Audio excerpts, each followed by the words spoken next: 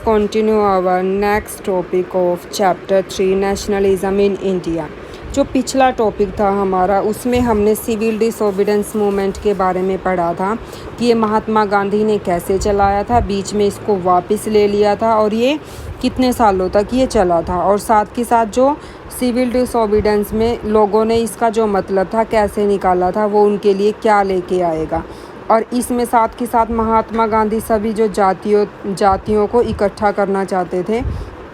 कि वो ये चाहते थे कि सभी जातियों को एक समान समझा जाए, और इसके लिए उन्होंने काफ़ी बढ़ावा भी दिया। और लेकिन ये जो मुस्लिम था, मुस्लिमों के साथ क्या थे, हिंदुओं के अच्छे संबंध नहीं थे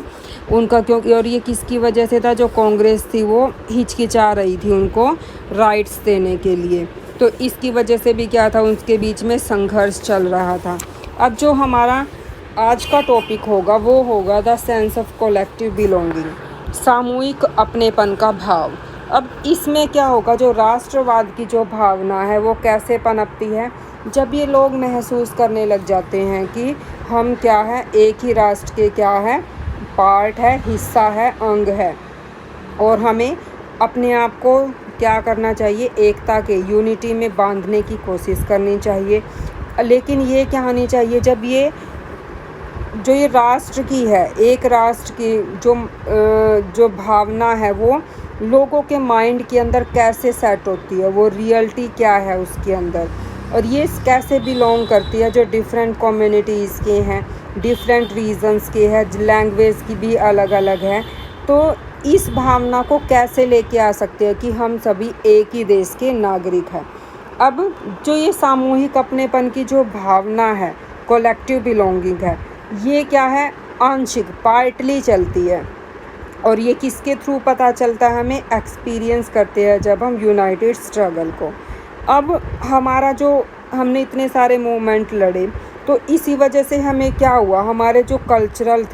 कल्चर है वो भी क्या थे, वैरायटी है, अलग अलग है, उनकी जो प्रोसेसेस है वो भी अलग अलग है। अब जो राष्ट्रवाद का जो मतलब सभी ने कैप्चर किया था वो कैसे किया था, अपनी इमेजिनेशन थी पीपल की, अपनी उनकी सोच थी कि जो ये नेशनलिज़म है वो उनके लिए क्या लेके आएगा, क्या राइट्स लेके आएगा, कितनी आज़ादी लेके आएगा।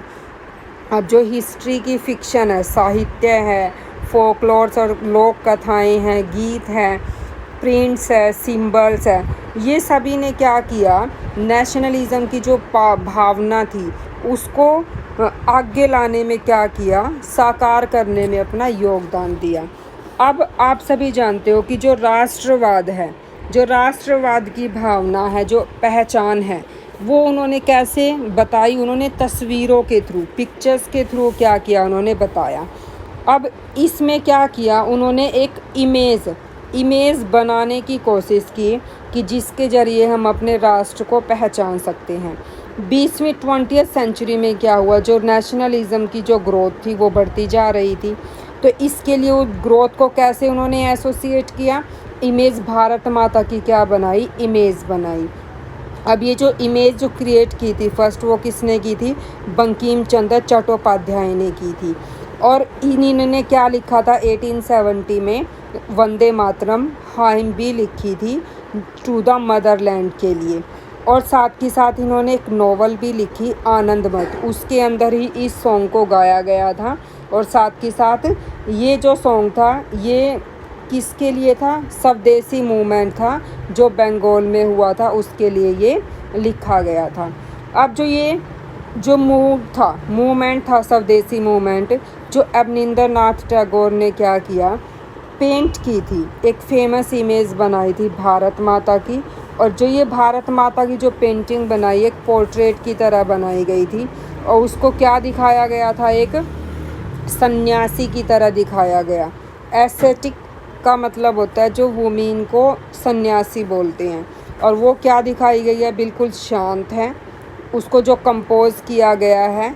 और डिवाइन देवी की तरह है, और स्पिरिचुअल मतलब कि उसके अंदर आध्यात्मिक गुणों की तरह दिखाई गई है। अब ये जो इमेज थी, साथ के साथ इसमें बड़े पैमाने पर क्या दिखाया गया,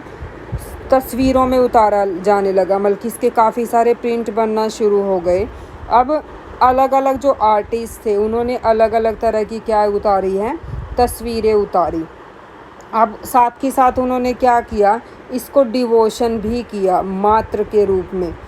वंस नेशनलिज्म एविडेंस, मतलब कि और ये मदर फिगर के रूप में भी क्या किया गया, इसको दिखाया गया। और साथ ही साथ जो आइडिया था नेशनलिज्म का, ये किसके थ्रू डेवलप हुआ था, जो मूवमेंट हुआ था रिवाइव इंडियन फोकलोर, जो पीछे से जो लोक कथाएं थी भारतीय, उनके थ्रू क्या किया, इसको दोबारा से जीवित पुनर्जीवित करने का क्या मिला, विचार आया। अब लेट 19th सेंचुरी में क्या हुआ, जो नेशनलिस्ट थे उन्होंने क्या बिगेन कर दिया था, फोक टेल्स गाने शुरू कर दिए थे बाय बार्ड्स एंड टोड विलेजेस, मतलब कि भाटों, जैसे कि ये एक स्थान से दूसरे स्थान पर जो घूमते रहते हैं। अब उन्होंने क्या करना शुरू कर दिया, उनके थ्रू इनको गाना शुरू कर दिया। अब जो ये टेल्स थी जो गाई जाती थी, उन पे बिलीव किया जाता था कि ये ट्रू पिक्चर हैं और ये हमारे ट्रेडिशनल कल्चर को भी दिखाती थी, और साथ ही साथ जो हमारी कहानियाँ थी, जो हमारी ख़राब हो चुकी थी, जो हमारा कल्चर ख़राब हो चुका था, डैमेज हो चुका था या करप्टेड हो चुका था, उसके ऊपर भी ये जोर डालती थी। और इसी जो ये क्यों ज़रूरी था इनको प्रिजर्व करके रखना, ताकि जो हमारा पास्ट का जो भी हमारी आइडेंटिटी है उसको हम क्या कर सके, रिस्टोर कर सके, और उस पे ऊपर हम क्या कर सके, आगे जाके प्राइड कर सके, गर्व कर सके उसके ऊपर। और जब बंगाल में जब रविंद्रनाथ टैगोर ने क्या किया, इनको खुद भी कलेक्ट किया था, इन बैलेट्स को। बैलेट्स होता है जो गीत गाए जाते हैं बहादुरों के लिए, मतलब, और नर्सरी राइम्स और माइट्स, इनको भी क्या किया गया, जो रविंद्रनाथ टैगोर ने क्या करके रखा था, प्रिजर्व करके रखा हुआ था। अब साथ ही साथ क्या हुआ, अब जो ये लोक परंपराएं थी, इनको जो आगे पुनर्जीवित करने में किसने योगदान दिया, और अपना जो नतेशा शास्त्री थी उसने भी अपना योगदान दिया। जो नतेशा शास्त्री थी उसने 4 वॉल्यूम, उसने 4 खंड में, मतलब कि 4 वॉल्यूम में कलेक्शन बनाया था तमिल फोक टेल्स का, the folklore of southern India के नाम से। अब उसका क्या विश्वास था कि जो फोकलोर हैं, जो ये लोक कथाएं हैं, ये हमारे क्या हैं, जो नेशनल लिटरेचर है हमारा, उसके अंदर लिखी जाती हैं, और ये लोगों के क्या दिखाती है, trustworthy manifestation of people's real thought and characters, बल्कि ये लोगों के जो असली विचार हैं, उनकी विशेषताएं हैं, और उनकी क्या है, सबसे विश्वसनीय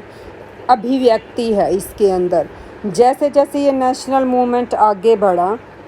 तो जो लीडर्स थे उन्होंने क्या करना शुरू कर दिया, अवेयर हो गए, एकजुट होना शुरू हो गया, और जो राष्ट्रवाद की, जो नेशनलिज्म की जो भावना थी, वो किसके थ्रू दिखाना शुरू कर दी, सिंबल्स के थ्रू, और सिंबल्स और आइकन्स के थ्रू दिखाना शुरू कर दी, और भी ज़्यादा जागरूक हो गए। बंगाल में जो स्वदेशी मूवमेंट हुआ था उसमें एक फ्लैग यूज़ किया गया था ट्राई कलर का, जिसके अंदर रेड, ग्रीन और येलो कलर यूज़ किया गया था। अब इसको क्या किया गया, और साथ ही साथ जो ब्रिटिश थे, भारत के जो 8 अलग अलग प्रोविंसेस थी, उसके अंदर क्या किया गया, लोटस, कमल का फूल, और हिंदू, और क्या दिखा रहा था वो, हिंदू और मुसलमानों का क्या रिप्रेजेंटेशन कर रहा था। अब 1921 में क्या हुआ, गांधी जी ने एक डिज़ाइन किया था, एक स्वराज फ्लैग, वो ट्राई कलर में था, वो भी उसमें कि कौन कौन से कलर थे, रेड, ग्रीन और वाइट। जो बंगाल में स्वदेशी मूवमेंट में हुआ था उसमें हमारे लाल, पीला और हरा था, लेकिन इसमें क्या था, रेड, ग्रीन और वाइट था। साथ ही साथ उसने एक स्पिनिंग व्हील भी दिखाया गया था, कि अर्धचंद्र भी दिखाया गया। साथ ही साथ अर्धचंद्र था वो तो मुसलमानों के बारे में दिखाता था, लेकिन जो महात्मा गांधी ने तैयार किया था ये झंडा, इसमें सफ़ेद, हरा और लाल रंग था, और साथ ही साथ चरखे को भी दिखाया गया था इसके अंदर। जो चरखा होता है वो सेल्फ हेल्प का क्या होता है, आइडल होता है, सिंबल होता है, जिसमें हम सब कुछ क्या करते हैं, स्वयं ही करते हैं। अब ये जो झंडा बनाया गया, अब जब उन्होंने जितने भी उन्होंने क्या किए मूवमेंट किए, जो भी उनको करना था, मार्च करना था, सभी ने क्या हुआ था, अपने हाथ में ये झंडे को पकड़ा हुआ था। और साथ ही साथ जो अनदर मीन्स था, दूसरा मतलब क्या था राष्ट्रवाद की जो भावना पैदा करने का था, वो था हमारे इतिहास की दोबारा से रीइंटरप्रिटेशन करना, जो हमारा पास्ट में हुआ है और अब उसको दोबारा से परिवर्तित व्याख्या कर देना, उसको इंटरप्रेट कर देना। लेकिन एंड ऑफ 19th सेंचुरी में आते आते क्या महसूस हुआ कि सभी लोग क्या करने लग गए थे, राष्ट्र के जो प्रति अपना प्राइड दिखाने लग गए थे। भारत का जो इतिहास था वो अलग ढंग से पढ़ाया जाना चाहिए। अब जो ब्रिटिश ने इंडियंस को क्या देखा था कि वो क्या है, पिछड़े हुए हैं, बैकवर्ड हैं और प्रिमिटिव है, आदिम है, बल्कि आदिवासी ज़्यादा है, वो इनकैपेबल है कि वो गवर्नमेंट को नहीं चला पाएंगे। अब उनका जो ये रिस्पॉन्स था, तो इसके जवाब में उन्होंने क्या करना शुरू कर दिया कि वो इसका क्या करेंगे, जवाब देंगे। और साथ ही साथ डिस्कवर करना शुरू कर दिया ग्रेट अचीवमेंट्स को। और उन्होंने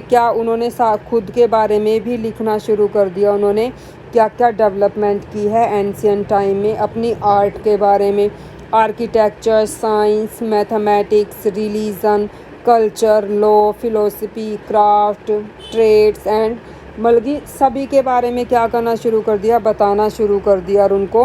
प्रमोट करना शुरू कर दिया। अब उन्होंने क्या बोला कि जो ये ग्लोरियस टाइम है